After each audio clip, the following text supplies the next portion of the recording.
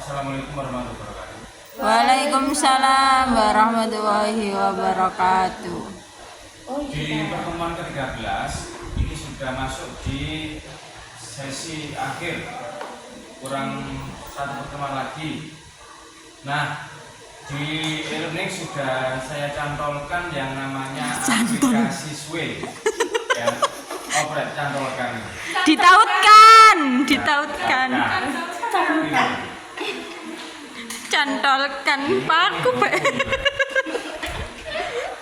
Nah, nanti tinggal klik get start.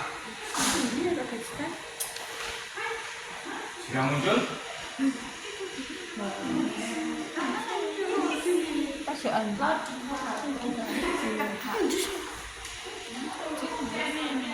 Sering metu. Di situ sudah ada beberapa cerita yang mengisahkan kontemplasi diri ya. Itu cerita-cerita yang contoh sudah ada cover novel muncul.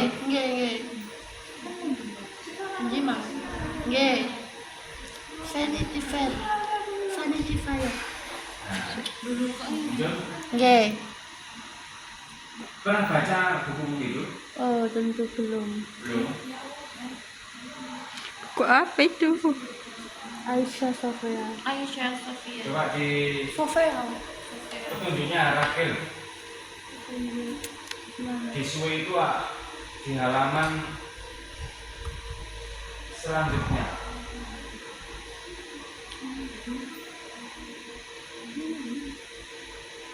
Ini. Pada ini silakan membuat artikel yang berisi karya sastra yang mengalami kontemplasi Apa itu mendalam kontemplasi? dalam kehidupan nyata. Nah, ini berikan uraian pendapat yang sudah pernah membaca buku-buku ini bisa dihubungkan.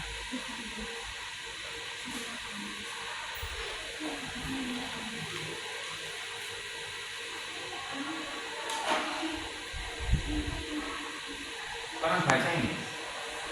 Aisyah Sofi, Vanity Fair. Itu apa? Sindur Binahu. Binako lah tahu. Binahong. Ya, ya. Tak muncul ya? Itu tadi lo muncul. Kan ini kan beli.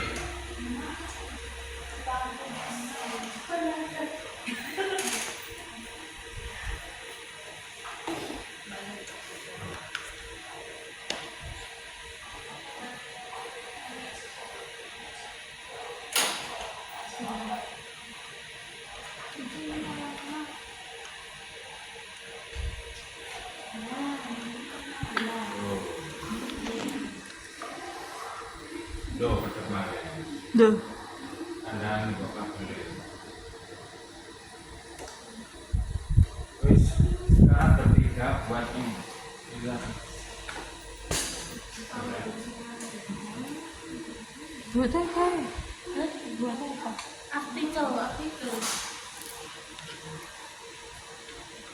Aduh wis.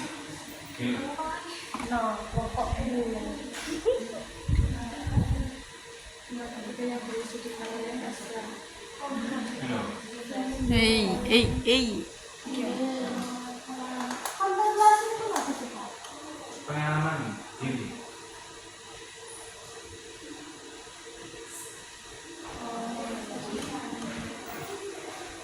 Gak pedot.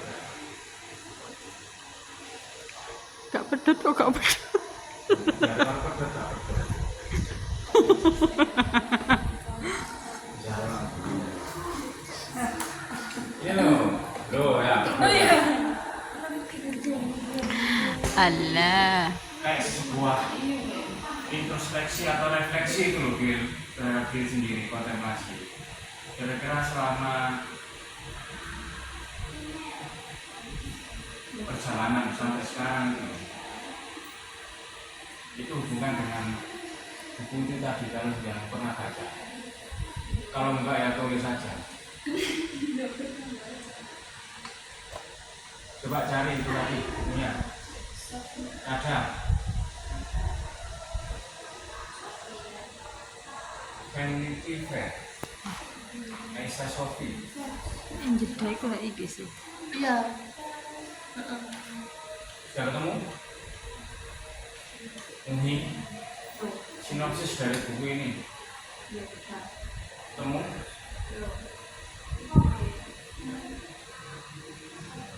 Sinopsis. Sastra bukan hanya kumpulan kata yang tersusun indah, melainkan cerminan kehidupan yang membawa pembacanya ke dalam renungan mendalam. Salah satu karya yang memiliki kekuatan semacam ini adalah Vanity Fair karya William Makepeace Thackeray. Novel ini bukan hanya sebuah narasi, tetapi juga kritik sosial terhadap masyarakat Inggris pada abad ke-19. Sebagai sebuah novel tanpa pahlawan, Vanity Fair menawarkan pandangan tajam terhadap ambisi, kemunafikan, dan keserakahan manusia. Thackeray dengan brilian menggambarkan tokoh-tokoh seperti Betty Sharp, seorang wanita ambisius yang berjuang melawan batasan sosial. Melalui kisah Becky, kita diajak merenungkan nilai-nilai yang sering kita kejar dalam hidup. Apakah semuanya hanya kesia-siaan seperti yang digambarkan dalam rasa kesombongan atau yang disebut tadi Vanity Fair? Nah, membaca Vanity Fair itu membuat kita bertanya, sejauh mana kita membiarkan ambisi mengatur hidup kita? Apakah nilai-nilai seperti kejujuran dan kesederhanaan masih relevan dalam masyarakat modern? Dalam dunia yang seringkali terobsesi dengan kesuksesan material, novel ini mengingatkan kita untuk tidak melupakan esensi kehidupan, kebahagiaan sejati yang berasal dari kedamaian hati, bukan dari pengakuan dunia. Kontemplasi ini membawa kita kepada satu kesadaran penting bahwa kehidupan pada akhirnya adalah perjalanan untuk menemukan makna sejati, dan sastra seperti Vanity Fair menjadi medium yang memungkinkan kita untuk merenungi apa yang benar-benar penting dalam kehidupan. Kira-kira posisi novel itu bagaimana? Jelek, bagus, atau seperti apa? Kalau menurut penilaiannya lagi? Menurut saya bagus sih Pak, Ya? karena kan tadi mengajarkan kita untuk istilahnya itu mencari makna hidup dan kita itu tidak hanya berpikir kalau misalkan hidup itu tentang penilaian orang lain gitu. Itu kan sesuai dengan kenyataan kehidupan yang ada sekarang. Bagaimana masyarakat sering lupa terhadap dirinya sendiri. Yang dikejar misalkan tentang itu tadi, bahkan tentang bagaimana posisi dirinya, tentang nilai-nilai kesederhanaan, kejujuran itu yang diingat. Jadi bagaimana? Bagaimana novelnya? Menurut Ragil, kalau dihubungkan dengan kritik sastra ya, Menggunakan kritik mimetik. mimetik lagi adalah mimetik. Kenapa mimetik? Karena kan sesuai dengan realitas kehidupan kita. Kadang kan kita itu hidup itu hanya memikirkan bagaimana yang orang lain tahu tentang kita, kalau kita itu baik, misalnya seperti itu. Kayak lebih ke selalu memperhatikan ucapan orang lain tanpa mencari makna hidup itu sendiri.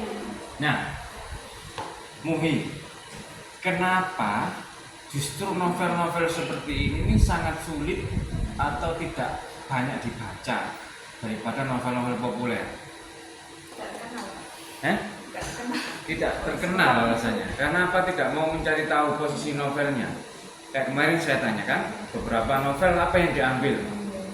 Nah, itu kan kebanyakan temanya kan hampir sama, atau kebanyakan juga populer. Nah, kalau novel-novel seperti ini, itu kenapa kok tidak banyak dibahas atau disukai? Kalau menurutmu nih?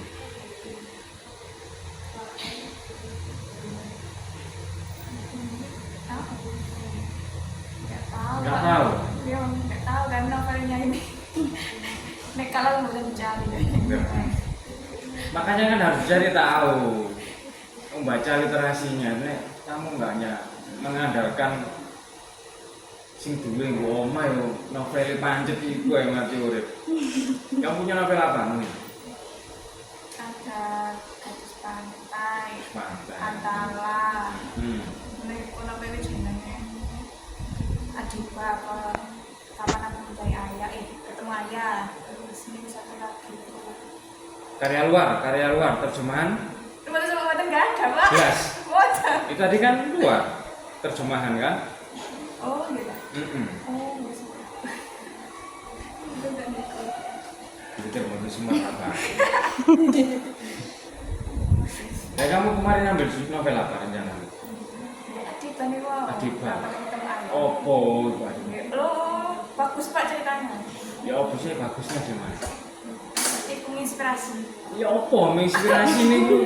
Ya opo? Kok Meskipun nggak ada kedalam, soalnya itu berjuang. Tapi cita-citanya untuk menjadi dokter. oh itu sehingga kamu menginspirasi kamu untuk jadi dokter. Oh, boten. Perjuangannya, Pak. Oh, bagus. Perjuangannya Meskipun diolok-olok. itu kesabaran. Nggih. Ada nilai psikologinya berarti. Nggih, nggih. Ngambil psikologi. Jaro.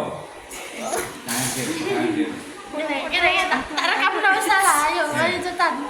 Tadi kan sudah menyimak sekilas Duh. yang Tak selagi. disampaikan terakhir ya. Lah. Ya. Katanya kan tadi menyampaikan tugasnya kan secara lisan kan? Kak. Iya, Mas. Kenapa Jaro tidak mencari sejenis novel-novel yang demikian untuk dikaji? Mungkin menurut saya itu bahasanya terlalu berat. Bahasanya terlalu berat. Diksi yang dipakai itu paksanya kan itu kan penyair terkenal. Jadi kayak kita mau ngaji itu mikir 2 kali. Membaca itu butuh pemahaman yang mendalam. Kemudian kita juga mengkaji juga untuk pikirnya agak keras. Kira-kira kalau ini sejenis ini ya, bukan novel yang tadi, sejenis itu, kemudian yang dikaji teman-teman, kalau semuanya rata-rata novel-novel yang demikian bagaimana menurut Jaro? Gimana? Kalau nanti seumpama novel yang dijadikan rujukan atau analisis itu novel-novel seperti ini tadi, bagaimana pandangannya? Jaro? Baik, ya. Baik Pak, soalnya mau berusaha dan kerja keras. Soalnya menurut saya itu agak berat sih menganalisis novel kayak itu tadi. Beratnya di mana? Ya itu tadi Pak, pemahaman bahasanya sama pemakaian diksinya itu loh. Oke. Berat kan, tapi kan belum pernah baca soalnya, hanya melihat judulnya. Iya, yang pertama kali melihat judulnya aja kayak wis udah males gitu, apalagi mau membaca. Tidak tertarik. Padahal nggak tahu isinya. Nggih, soalnya dari judul itu tidak menarik. Dan itu tadi yang Vanity Fair ya. Iya. Ada. Ada. Kamu sibuk. Ya, ini loh yang ini loh Pak. Yang ini loh. Aisyah Sofia kok saya nggak pernah. Sudah ketemu Aisyah? Tapi kok covernya beda ya Pak? Nggak apa-apa.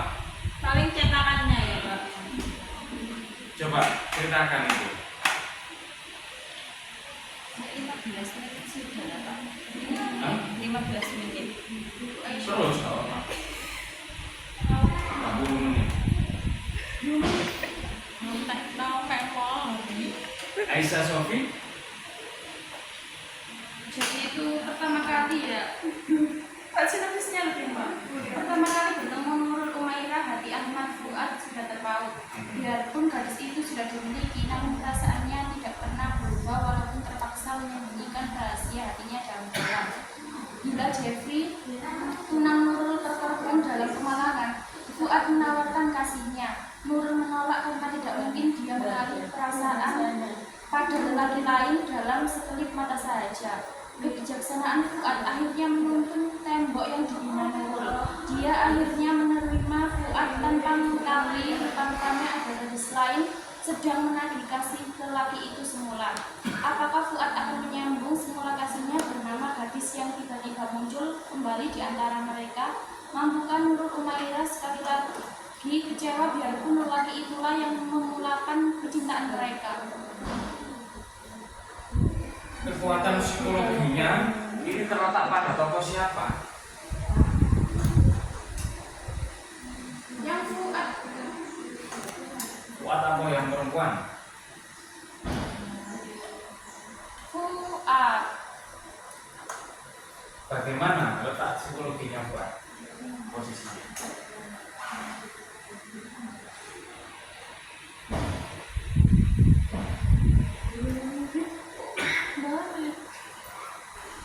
Balik lagi.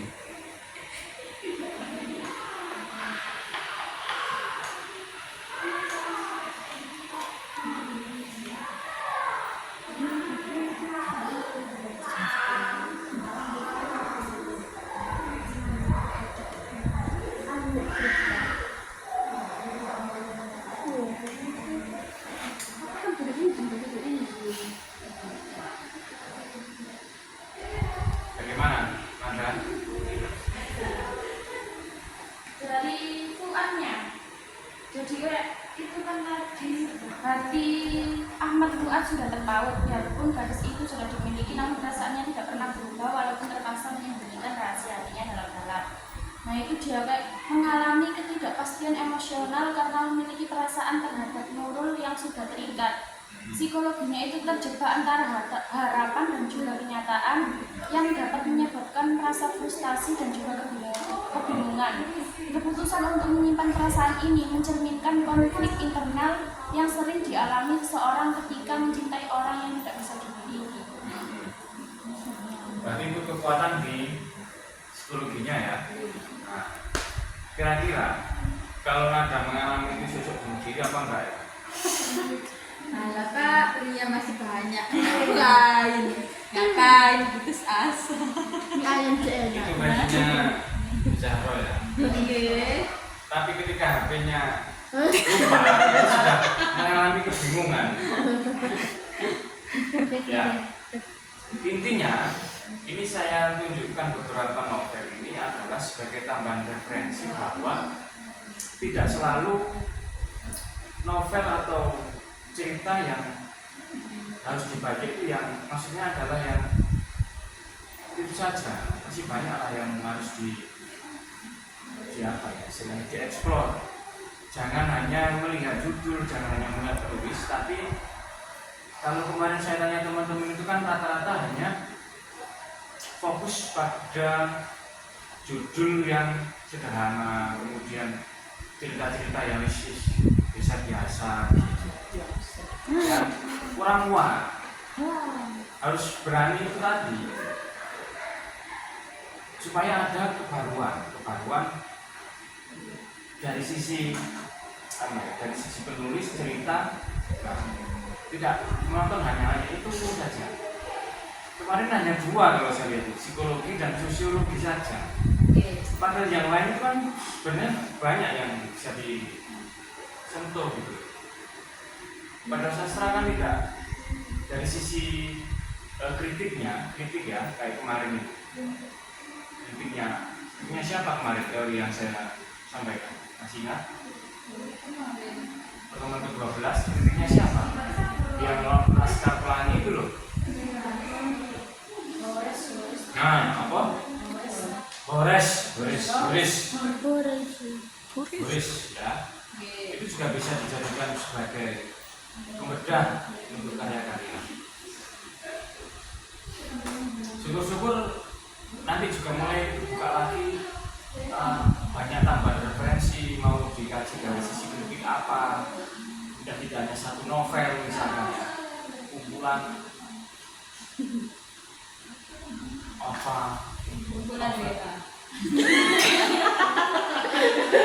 bisa itu kumpulan WA di tahun 2024. Berapa ribu? Bukan, tapi dari sisi linguistik, dari sisi bahasa, misalnya semantik, pragmatis, bisa. Ya ini siapa juga? Ya, ya, Pak Edi. Atasan. Waalaikumsalam NOG. Sinar jelas pada. Ye luring. Oh jelas luring ya kamu luring kan. Waalaikumsalam NOG. Oke.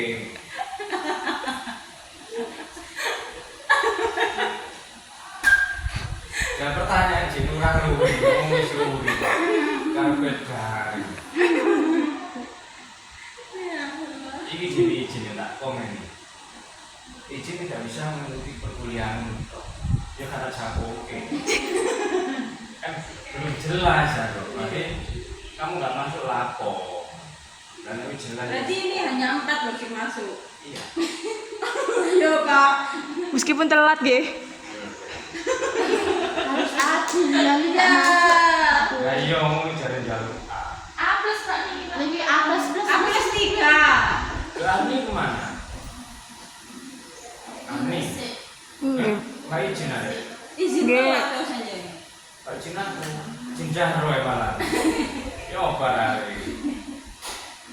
Mata niki tak sampai apa? Jauh Pak, Gresik Pak. Aku lo gak jawab oke ya. Waalaikumsalam NOG. Bilang lah. Mengganggu untuk besok kuliahnya kelas jam berapa nih? Waalaikumsalam jam 9. Biasanya. Biasanya kalau Iya. Waalaikumsalam NOG. Pak luring apa daring? Ye daring. Baik. Loh, 5 berarti yang masuk. kamu kok izin Syaro gak izin saya? Takut. nggak dijawab lagi sama NOK. Iya. Iya kabeh tak sapi ngono. Waalaikumsalam N di mana? Capek. Ini kok malu. Rasanya lucu-lucu ya, harus sepeda. Silakan membantu Muslimah hari ini. Syukur. Ya.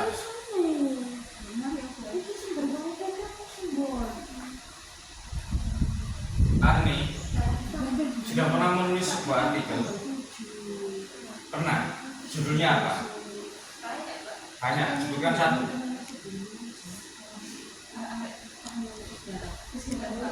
Yang sastra Arni.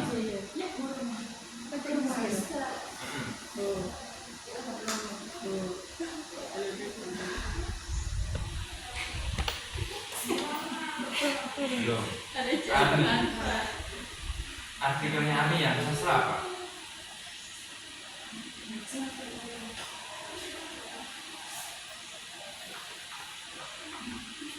Novel yang dipilih Arni kemarin apa? Buat seminar proposal. Novel pukul 4:30. Pukul 4:30 karyanya.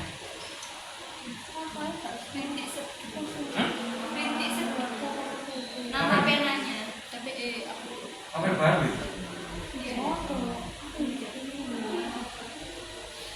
Coba ceritakan isinya apa itu?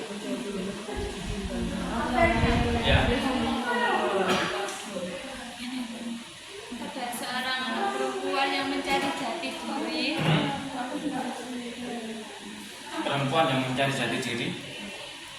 Orang tuanya itu broken home. Terus? Terus anaknya itu kan bekerja di kantor.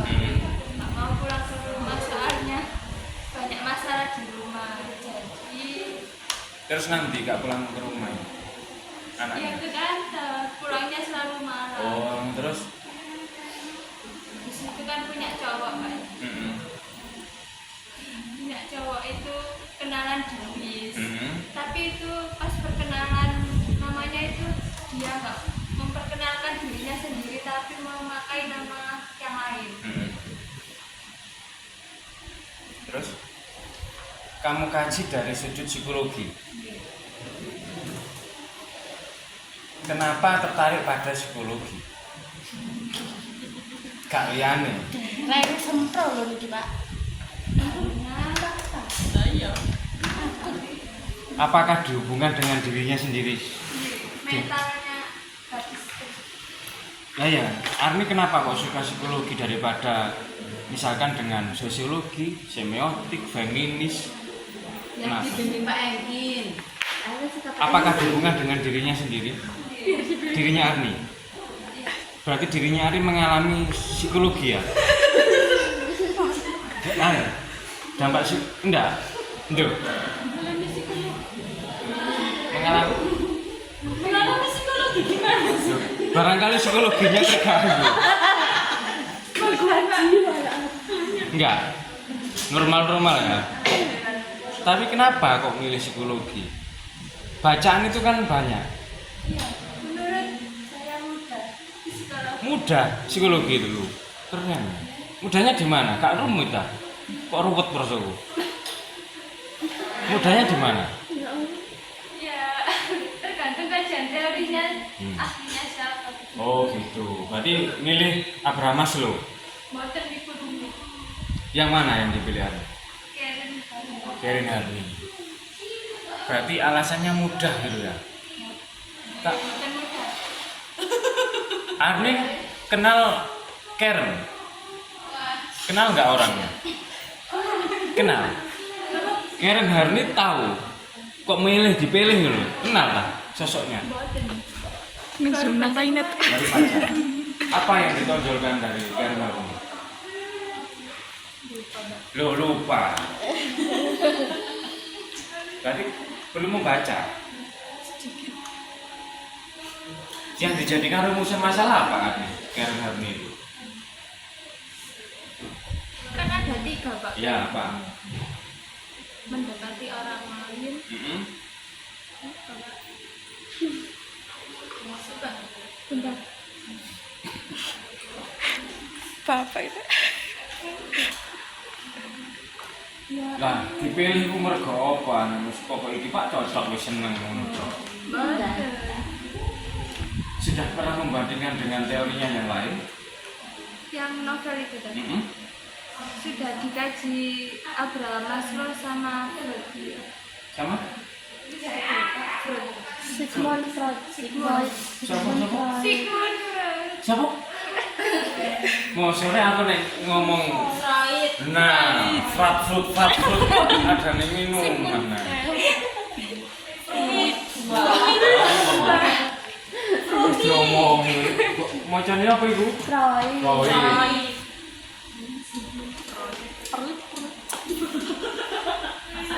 Udah kemarin Iya. Besok meringat. Kayak telat. perjalanan jauh nih kita. Loh, itu kan di itu kan Afrika lah. Ora ya Ben. Jalanan jauh. Arni, berarti nanti dari satu novel ini sudah ada yang menganalisis Freud. 3 hal beda.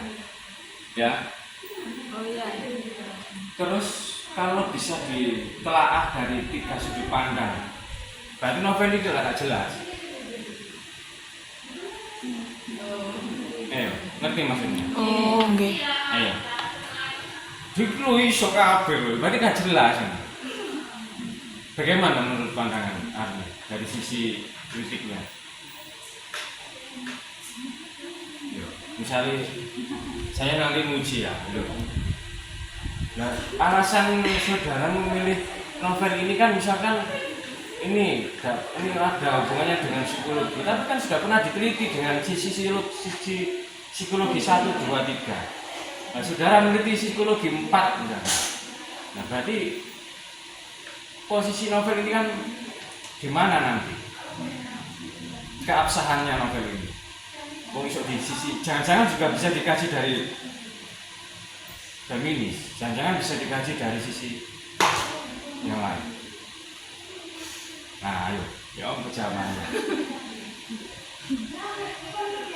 Tak tahu Pak. Ayo, aduh. Lanjut. Ingat ya, burung ujian itu semua. nggak mau beralih lagi, saya kompori kemana? Beralih kemana? Itu nomor Arni itu lebih jadi dirinya Arni di mana? Sastra yang psikologi ambil yang Karen. Saya tanya, saya balik, tahu Karen tak? Kenal Karen tak? Gak pakai. Nah, untuk menentukan Arni memilih Karen itu kan seharusnya suka. Sudah punya bukunya? Belum. Berarti kan kurang menurut saya. Misalnya suka Pak, saya sudah pernah mengumpulkan bacaan-bacaannya misalnya. Pak 30 pun. Ya. Kopo ae. Meledak kamu. Jangan. Pon. Wassalamualaikum. Waalaikumsalam. Oke. Pak, ini baru datang kok ditakoki.